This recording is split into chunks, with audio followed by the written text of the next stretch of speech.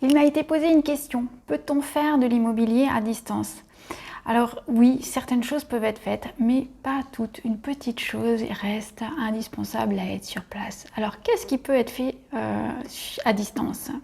Je suis Isabelle Gondran, j'aide les gens à réaliser leur rêve immobilier. En fait, je suis agent immobilier depuis plus de 15 ans maintenant et je développe une activité aussi de coach et de consultant. Donc par ces courtes vidéos, je vais vous donner mes astuces et mes outils. Alors peut-on faire de l'immobilier à distance? Oui, on peut acheter ou vendre un bien immobilier en étant éloigné. Je suis moi-même dans un secteur de résidence secondaire et parfois je ne vois ni les vendeurs ni les acquéreurs, même assez souvent. Je ne vois les acquéreurs, je vais les voir au moins une fois, mais les vendeurs, certains, je ne les vois absolument jamais.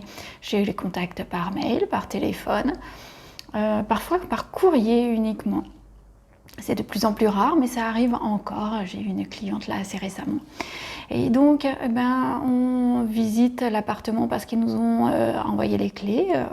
Ensuite, on va faire notre avis de valeur. On va discuter du prix, comment on le fixe, de nos honoraires qui sont fixés, et puis de toutes les démarches qui seront faites autour du logement en question qui va être vendu.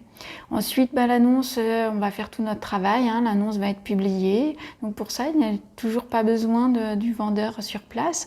On va faire toute la promotion. Le seul endroit où il va avoir besoin de voir un moment l'acquéreur, c'est quand effectivement il sera intéressé, parce qu'il nous aura contacté aussi par mail, téléphone, via des sites, via notre site internet. Et donc là, il va falloir organiser une visite à partir du moment où il aura vu des photos et que tous ces critères seront validés. C'est le seul moment où on a besoin de voir un des acteurs en fait indispensable à la transaction. Ensuite, l'acquéreur peut repartir tranquillement chez lui. Et à ce moment-là, on peut faire continuer par mail, faire les offres, lui donner tous les documents nécessaires, puis organiser la rédaction du compromis de vente, après avoir fait la négociation, et puis l'acte de vente, elle peut être faite aussi à distance grâce à des procurations. Et ensuite, ce que je fais, c'est que je tiens à disposition les clés. Et donc dès que l'acquéreur revient sur place, on refait une visite de l'ensemble du bien, de la propriété, et pour lui montrer un petit peu tous les aspects plus techniques, compteur électrique, l'eau, etc. Et puis à ce moment-là, le nouveau propriétaire a pu finir sa transaction.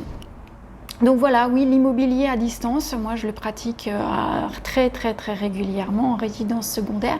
Effectivement, en résidence principale, le marché est un petit peu différent. Mais voilà, à part la visite, tout le reste peut être fait à distance. Voilà. Si vous avez aimé mon conseil, n'hésitez pas à partager cette vidéo. Et à bientôt.